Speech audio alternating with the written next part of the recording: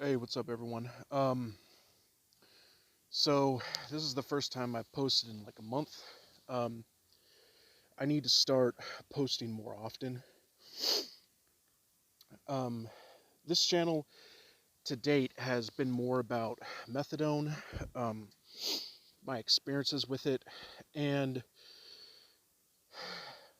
my thoughts on addiction. Um, However, that's not all that I want this channel to be. Um, there are lots of things out there that people are misunderstanding. Um, Sorry, I'm here in Southern Oregon, and it's 2 degrees above freezing. But I just have some stuff on my mind, So I'm gonna kind of start treating this like a vlog or a video blog, whatever you want to call it. But also, I wanna kind of help and package some things that I really think that need to get out there, um, especially when it comes to religion. I don't know if I'm gonna be so much into politics, but um, addiction, finding your way through this life, especially if you are somebody who has gone through addiction. But that's not all I want this to be, because I want this to help people in other areas of their life. There's only so much you can talk about when it comes to methadone and even addiction. I mean, you can spend years and years studying it, but at the same time, um, especially with the way that I'm running this channel, it's a bit tough to kind of keep new and fresh content on addiction and stuff like that. Now, um, I said how I'm running this channel. This Shotco Truth will always be unedited. Um, I know it's not as fun and interesting, not having pictures and stuff like that, but I want to be totally transparent with you guys. You know, if I say something, if I say something in a video, I'm not going to edit it out or anything like that.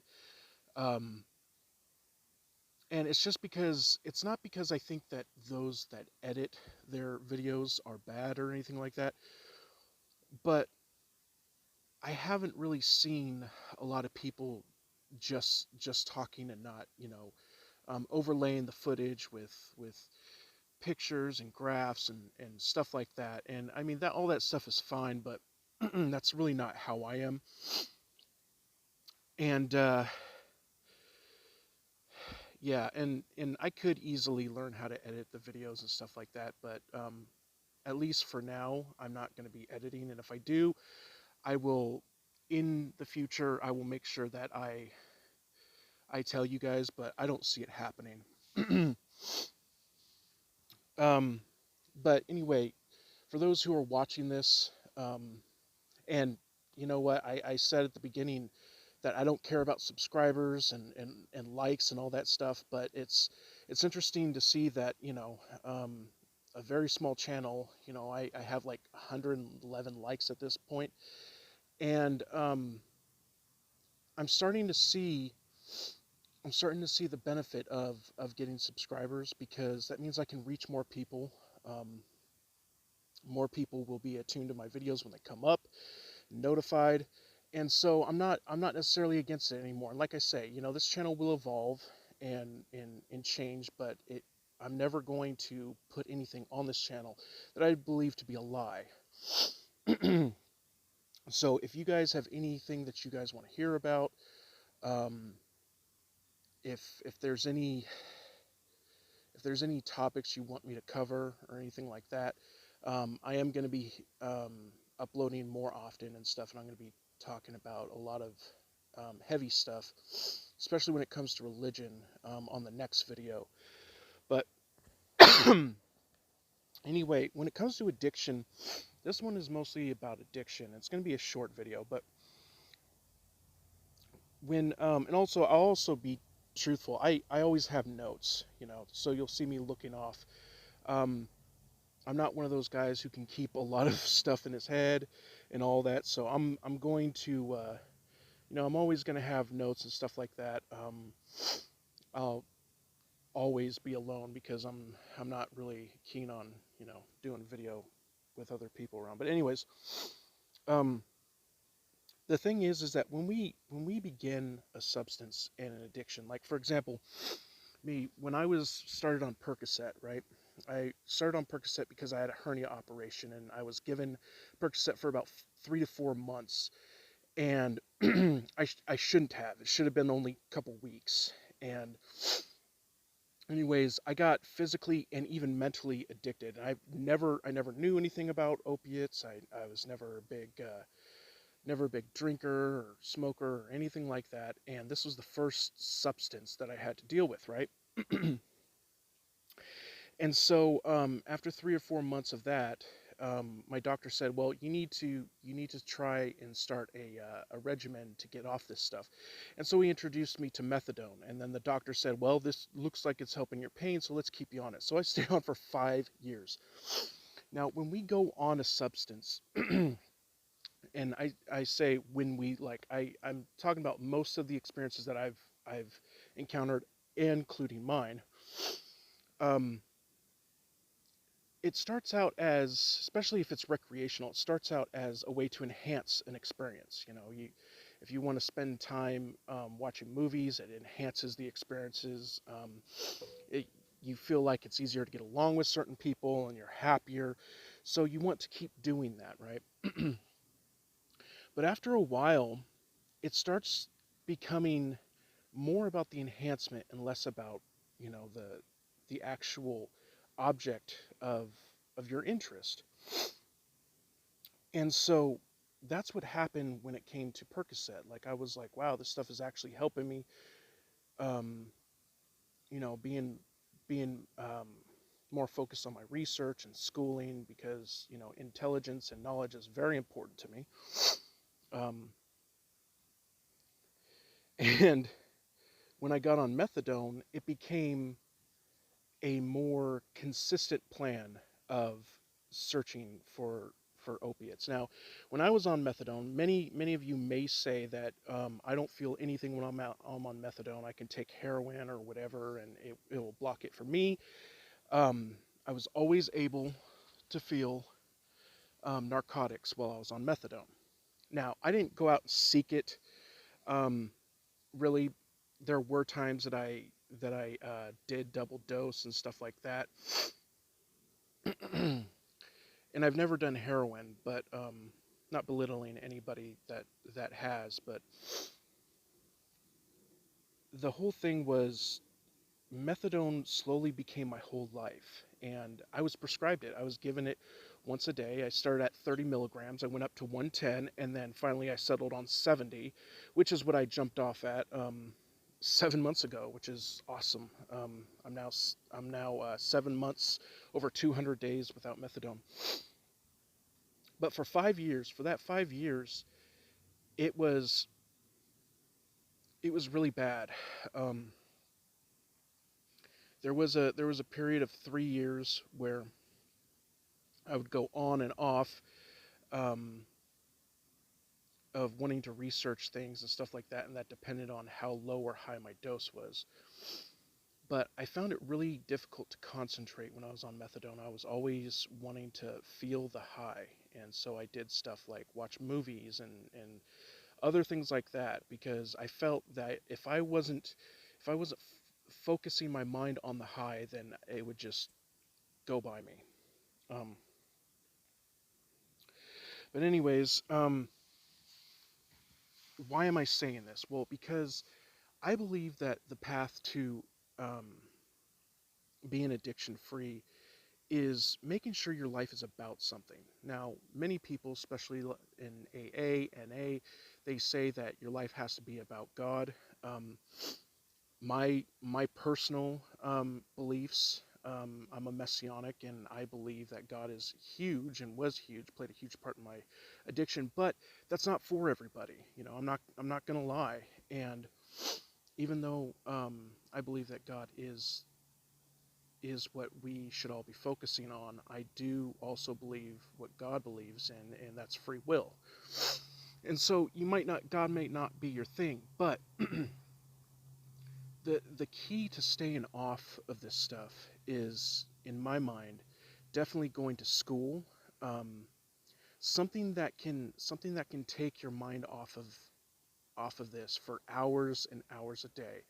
Um, physical fitness can be one of those things. Although you can only work out so many hours in a day and all of that. I occupy my time with a lot of research. I'm pursuing a PhD in theology, of which I have 2 years almost done. I almost have an AA, and soon I'll be going to a 4 year college, either here in Oregon or up in Washington.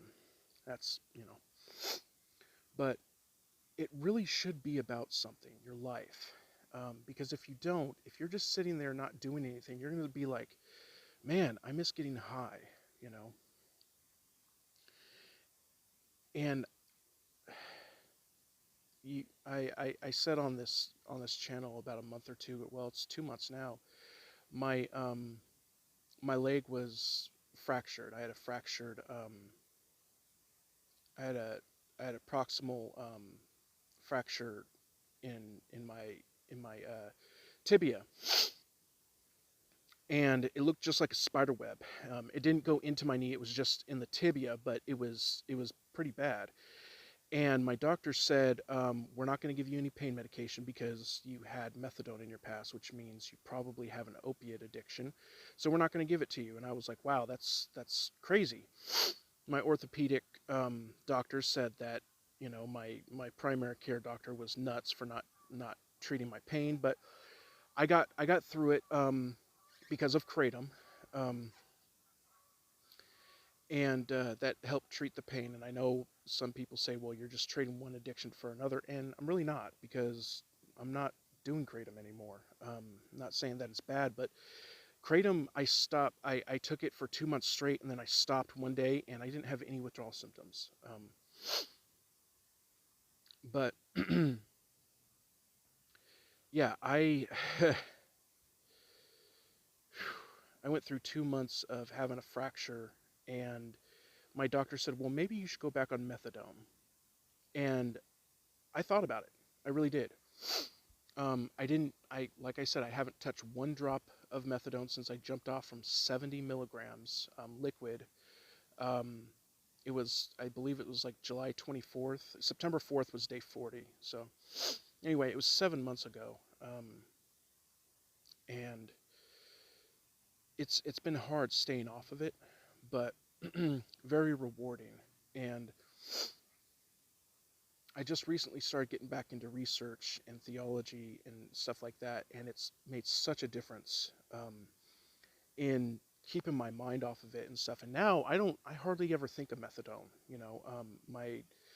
My fracture is almost fully healed. I'd say about 90 to 95% healed. When I walk extended periods of time, I can feel a little pain, but that's about it. Um, Now I'm dealing with a hernia, but that's another situation. But as far as what I can tell, I'm never going back on methadone again. Um, Now I will say, some people, when it comes to heroin and stuff like that, methadone can help you when you need to be put on a regimen and get straight and keep off of heroin. But for those who want to get off of it, and for those who aren't feeling it, aren't getting, their life isn't going the way that they feel they need it to on methadone. I think that methadone can just be a means to a lifelong addiction. I know guys who have been on it for 30, 35 years, and that's crazy to me. And I can almost guarantee that if I didn't move down here to Oregon, I I would still be on it without a doubt. Um, I moved down here and kind of forced myself to withdraw, um, because there was no methadone clinics down here. And again, I don't recommend that. But because of kratom, I was able to do that. But anyways, like I said, the one thing that I want to get across to everyone out there is that make your life about something. If you want to beat this addiction long term. And when I say about something, I don't mean like sports or like something that can only take up an hour or two out of your day. Make it something that you can meditate on. Make it something like reading or a goal. A goal is huge with this. For example, I want a PhD in theology, and I also, I mean, being quite honest, I would love to start a YouTube channel that talks about theology, addiction, and stuff like that. And that's what I'm focusing on now. I mean, I would say that you guys and girls are really helping me with my addiction, and the support that I've gotten back is phenomenal. I didn't realize that many people watch these things. Um, but I will say,